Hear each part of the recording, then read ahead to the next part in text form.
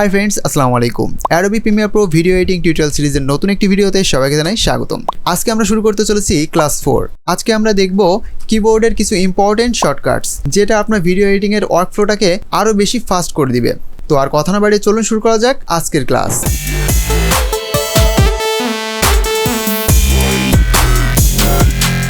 তো friends, first shortcut হচ্ছে আমরা যখন প্রথম অ্যাডোবি প্রিমিয়ার প্রো ওপেন করি এবং নিউ প্রজেক্ট ক্রিয়েট করতে চাই, তখন কিন্তু আমরা কিবোর্ড থেকে Ctrl-Alt-N প্রেস করব। তাহলে দেখুন আমাদের সামনে এমন একটি ইন্টারফেস শো করবে এবং এখান থেকে আপনি প্রজেক্ট নেম এবং আপনার লোকেশনটি সিলেক্ট করে জাস্ট ক্রিয়েট অপশনে ক্লিক করবেন, তাহলে কিন্তু আপনার প্রজেক্টটি ক্রিয়েট হয়ে যাবে। এরপরে আমরা দেখতে পাচ্ছি টাইমলাইনে নো সিকোয়েন্স। এখন নতুন সিকোয়েন্স ক্রিয়েট করার জন্য আমরা কিবোর্ড থেকে প্রেস করব Ctrl-N। তাহলে দেখুন আমাদের নতুন সিকোয়েন্সের অপশন চলে এসেছে এবং এখান থেকে আমরা সিকোয়েন্সটা আমাদের সিলেক্ট করে জাস্ট ওকে দিব, তাহলে কিন্তু আমাদের সিকোয়েন্সটা এখানে তৈরি হয়ে যাবে। এরপরে আমাদের প্রজেক্ট প্যানেলে যদি আমরা আমাদের কোনো ভিডিও আনতে চাই, তাহলে কিন্তু আমরা প্রথমে কি করতাম, আমরা আমাদের প্রজেক্ট অপশন থেকে আমাদের মাউসের রাইট বাটন ক্লিক করতাম এবং এখান থেকে আমরা ইম্পোর্টে যেতাম এবং এখান থেকে আমাদের ফোল্ডারে যেখানে ভিডিও আছে, আমাদের ফাইলগুলো আছে, সেখান থেকে সিলেক্ট করে আমাদের প্রজেক্ট প্যানেলে আমরা আনতাম। কিন্তু এখন আমরা যদি এটা আমাদের কিবোর্ডের শর্টকাটের মাধ্যমে করতে চাই, তাহলে আমরা এখান থেকে Ctrl-I প্রেস করব। তাহলে দেখুন আমাদের ফোল্ডার ওপেন হয়ে যাবে এবং এখান থেকে আমরা সিলেক্ট করে জাস্ট ওপেন করব, তাহলে কিন্তু আমাদের ভিডিওগুলো আমাদের প্রজেক্ট প্যানেলে চলে আসবে।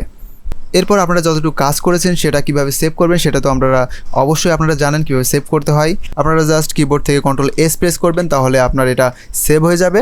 আমরা অনেক সময় আমাদের ভিডিওর কিছু লেয়ার ডিলিট করি, যেমন এই দুইটা লেয়ার আমরা ডিলিট করলাম।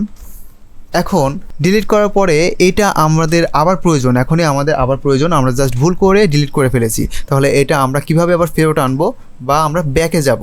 ব্যাকে যাওয়ার জন্য আমরা জাস্ট Ctrl-Z প্রেস করব, তাহলে কিন্তু আমাদের এটা ব্যাক চলে আসবে, অর্থাৎ আনডু হয়ে গেল। ঠিক আছে, এখন এটা হচ্ছে আনডু হলো এবং আমরা যদি এটা আবার রিডু করতে চাই, ঠিক আছে, আমরা একটু আগে যেটা করলাম সেটাই আবার করতে চাই, তাহলে জাস্ট আমরা Ctrl-Shift-Z, তাহলে দেখুন এটা আবার চলে গেল।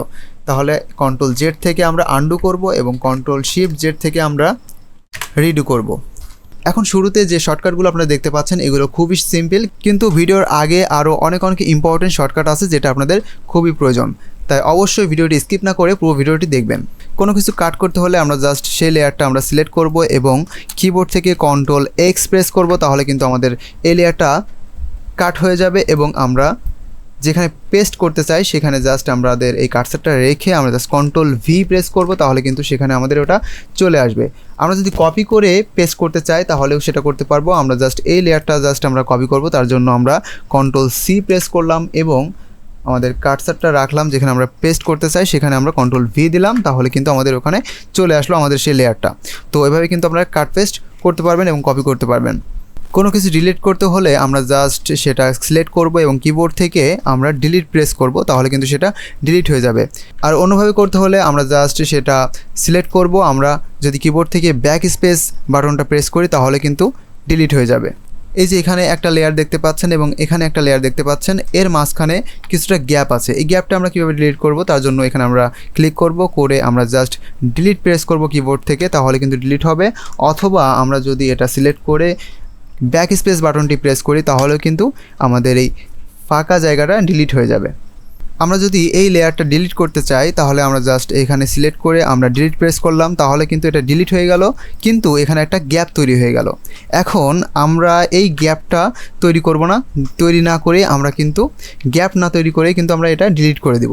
তার জন্য আমরা এটা সিলেক্ট করব এবং কিবোর্ড থেকে Shift-Delete এটা প্রেস করব, তাহলে দেখুন আমাদের এই গ্যাপটাও চলে গেল এবং ওই লেয়ারটাও ডিলিট হয়ে গেল। আর এটাকে বলে রিপেল ডিলিট।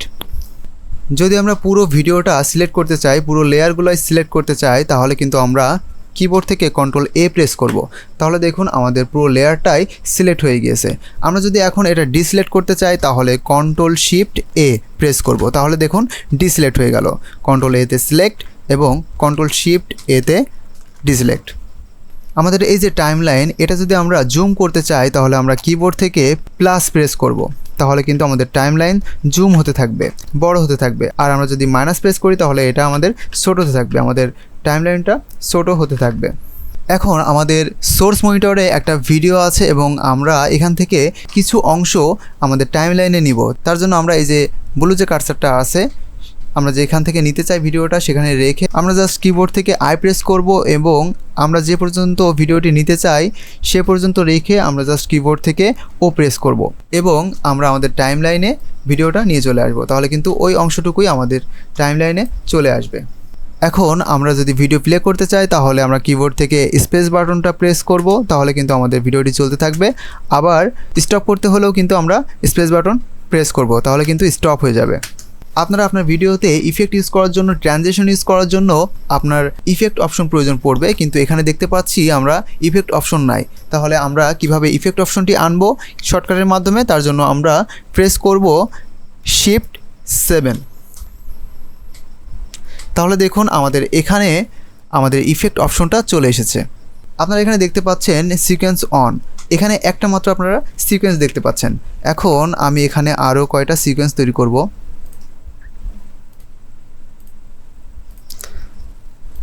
এখানে আমি আরও 2টা সিকোয়েন্স নিয়ে নিলাম। আমি 2টা সিকোয়েন্সেই আমাদের যে কোনো ভিডিও নিয়ে নিব। দেখুন আমাদের 3টে সিকোয়েন্সেই ভিডিও রয়েছে এবং এখানে দেখতে পাচ্ছি সিকোয়েন্স 1 2 3। আমরা সিম্পলি আমাদের মাউস দিয়েও কিন্তু আমাদের এই সিকোয়েন্সে আমরা যেতে পারি, জাস্ট ক্লিক করে 2 3 এভাবে যেতে পারি, কিন্তু আমরা অন্যভাবে যেতে পারি আমাদের শর্টকাটের মাধ্যমে। জাস্ট আমরা এখন আছি সিকোয়েন্স 1-এ এবং আমরা যদি আমাদের কিবোর্ড থেকে শিফট 3 প্রেস করি তাহলে দেখুন আমাদের সিকোয়েন্সটা পাল্টাচ্ছে।